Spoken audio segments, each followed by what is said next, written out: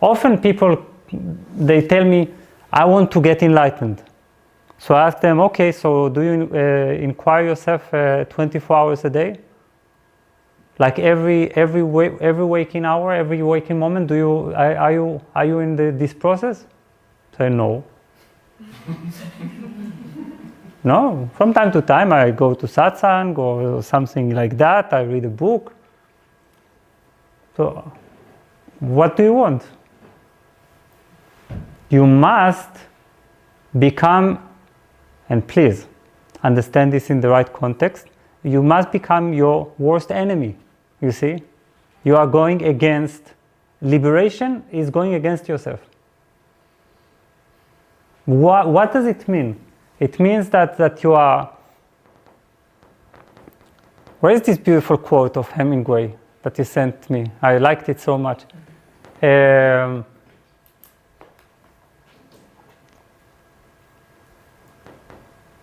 It means that we want to overcome the automata, you see, the automatic machine that we are. How can you overcome this? By not being automatic. Do you understand what I'm saying? Isn't it reasonable? It's like if I want to stop being automatic, I need to stop being automatic. I need to do something that is out of the program. Meaning something that the program doesn't like. Meaning something that the program translates as, hey, this is effort. What are you doing? Why would you need it? Do you need it? No. So stop it. So it means that I will need to go against my own laziness. The program is inherently lazy. The brain loves only near apathetic state. Because it experiences like when in work it needs to be in concentration, right? Then when it doesn't have to do anything, it just wants to be like, automatic program, set, movie, a comfortable talk with a friend, a nice dinner, going to sleep. Everything is okay. And then there is like suddenly something, a trouble. What? No, come on. What about my... Okay. Change the setting now. Conflict mode. Okay, let's deal with it, to get over it and to come back to that mode. This is how we are. And you know that, right? Yes, show me. I can't believe even Hemingway said that. There is nothing noble in being superior to your fellow men. True nobility lies in being superior to your former self. This is exactly what we said yesterday. Don't try to compete with others. Compete with yourself. You see, with your former self. There is no greater joy than letting your former self die, replacing it with a new, and then letting this new one die. It's like shedding layers. It's such a sense of renewal, self-overcoming. It means inner revolution means to forever be awake. And sometimes, spirituality, when it is just here, it sometimes simply sounds, I don't want to be rude, but it sounds like being in a coma. Because it's being in a complete apathy, basically. You don't feel anything, you don't get impressions, you're only in formlessness. To me, this is not a complete picture. There is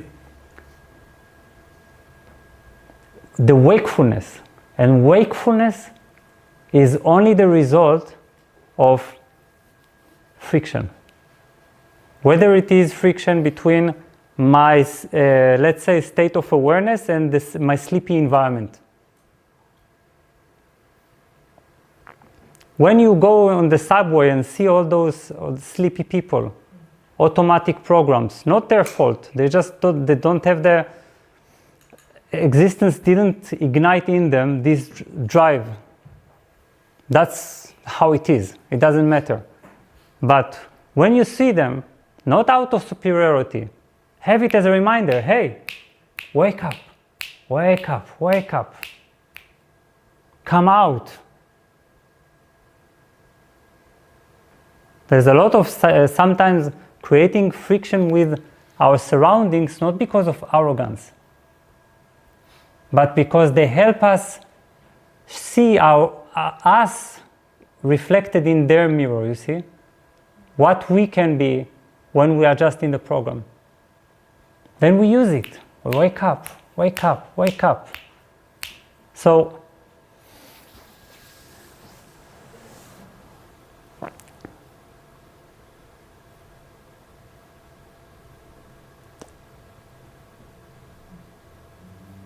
love your friction.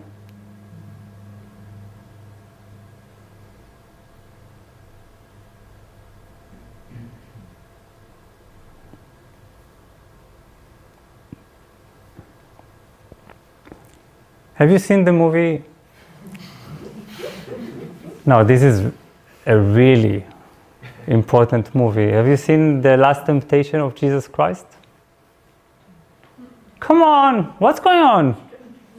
Watch this movie, this is homework. Don't come for next week. No, joking. The Last Temptation of Jesus Christ, and here I am telling you about the end, I don't care, because it's the whole thing. There is this whole story of Jesus that we know pretty much, interpreted in a very interesting way, because he's more like, he's more tormented than we would wish to think. He has more the friction between human and divine in him. And then he's on the cross. And you think this is the end of the movie. It's like you see him, it's saying all this, is like hanging there, dying, and you say, okay, wow. And then suddenly something so strange happens in the movie. And you don't understand what's going on. And even if I'm telling you have to see the movie, it's still a huge experience. Suddenly an angel of God, beautiful, comes to him and gives him his hand. It's like a child, I think a girl child. So her hand, and he is like stepping out from the cross and walks with her. And he tells her, what's going on? So she tells him, God decided to give you a second chance. You don't have to suffer. And she takes him, and suddenly, you don't understand where you are. It's like something like 45 minutes or half an hour in which Jesus lives his alternative life. He has children, he marries Mary Magdalene, he has a happy life, he grows old, everything is perfect routine and happiness, and he looks at his children and feels satisfaction. And then he becomes so old that he is going to die. He's on his deathbed. And he's lying down there with his few students, the people who knew him. He's going to die. And suddenly he sees this girl, the angel. And this girl tells him, you think that I was the angel of God? And then she changes form into Satan. And then he realizes that was the last temptation of Jesus Christ, you see? That he had this flicker. This movie captures a moment in which Jesus has this flicker of doubt. Hey, Why? At the age of 33. Why? Let's live. And then, when he realizes that this is Satan, he chooses he chooses consciously to die on the cross. And then we return to the cross in completion.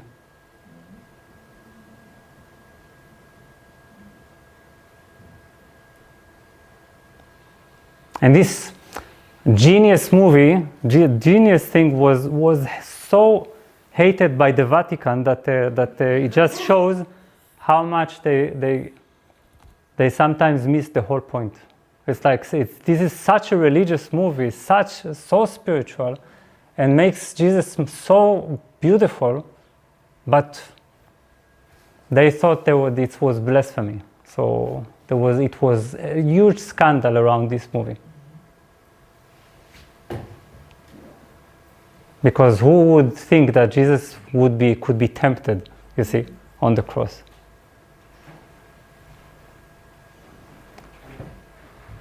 So Jesus chooses in this movie friction, because the friction brings greater light, you see, while not going through this way of suffering and so on. He would have great life, which is just as good as a dream. It's a dream state. And you experience it, you enter with him and you feel like that you are in a dream. It's like dreaming out his entire life until death.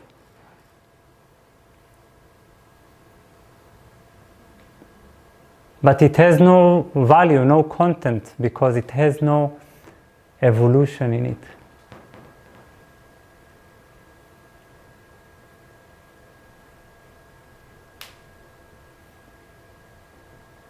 So, would you love your struggle? To feel that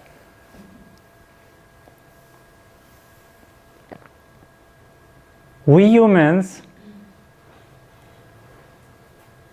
grow endlessly, and this is not even a human thing, this is not us, this is the nature of the universe. Everything expands through friction, through limitations squeezing against the wish to be free. And then there's this feeling is called discomfort. Drop the I don't want this. Make it stop. Just make it stop. And suddenly all your challenges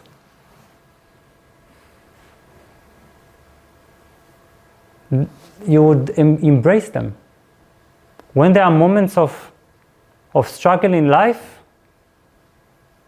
exactly when everything gets disrupted, this would be experienced as good. It's like, oh, thank you, life. Finally, it's like a little bit like love making friction, and it creates new life. Exactly. Yes, yes. For life to grow, to be more alive, there has to be this, and it is exactly this. Yeah, it is love making. It is sometimes it is rough, but life is rough. If we want life soft, we can only escape in our fantasy, you see? Like that life will treat us softly and so on and so on. It's not, we did not come here for that. We are brave souls. Only brave souls took a human form.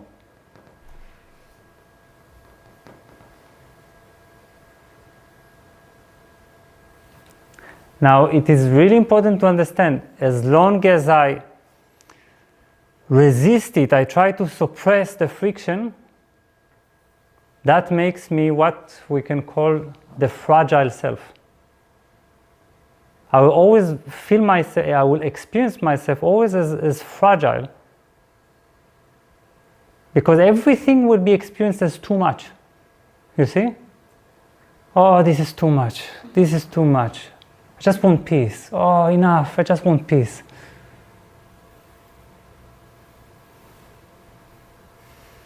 But if you don't want peace, if you don't need peace, you are finally at peace. Suddenly, this whole area loses its imaginary protective shield, you see? Because we always try to stop things, to stop challenges, discomforts, struggle. No, no, no. I will not enter that. And then, okay, I have to. But this makes us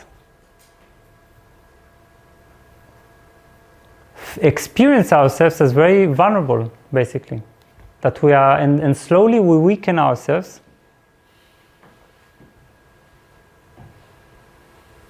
by this through this resistance. Isn't this a great irony? I lose energy when I resist.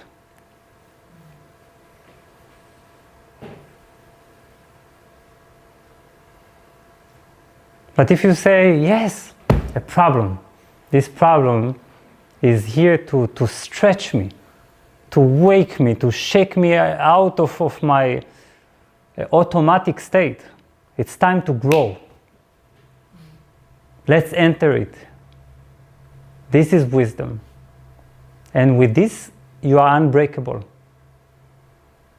Because you take the shape of the challenge. You become one with it.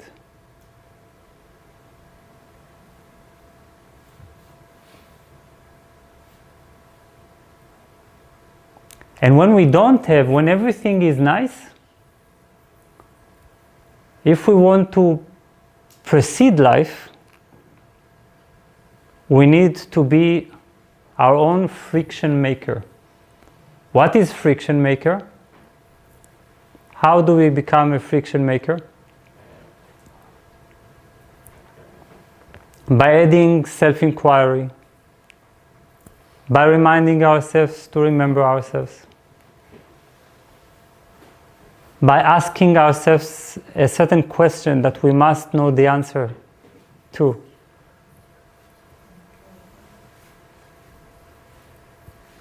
This is why one of the most important instructions that I ever give to everyone is always have a question. It's like if I would ask you now, is this question, what is your question? What is your question currently? The one that you wake up with in the morning, the one that you must know the answer to. If you don't have a question, in a way you are not alive, you see?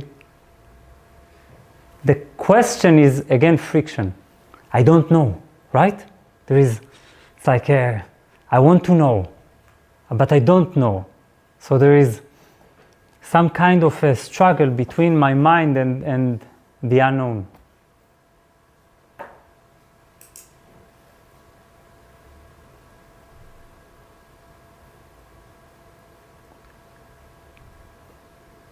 So we need to be our own friction makers. If not a question, self-inquiry, self-remembrance, at least a quote of a huge master or philosopher that seems to us challenging, you see? What happens when I see a quote that is bigger than me? There's a friction, right? I need to grow now. Here, something more intelligent than me. So then there is a friction. Higher intelligence, present state. Two forces against each other. When I love it, there is no end to my development, ever.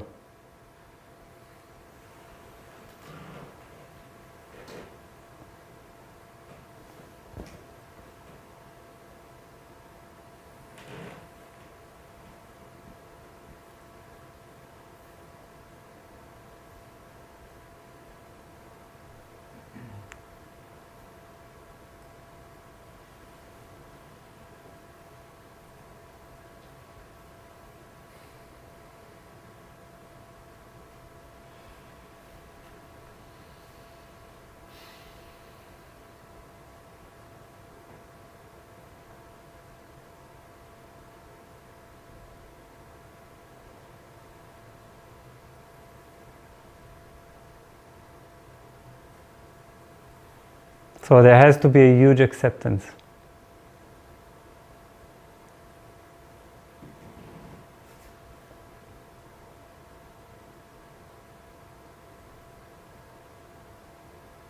Not the acceptance, the silly acceptance. Acceptance that just is meant to bring us to complete peace always. No. Acceptance that we are both silence and friction, peace and struggle.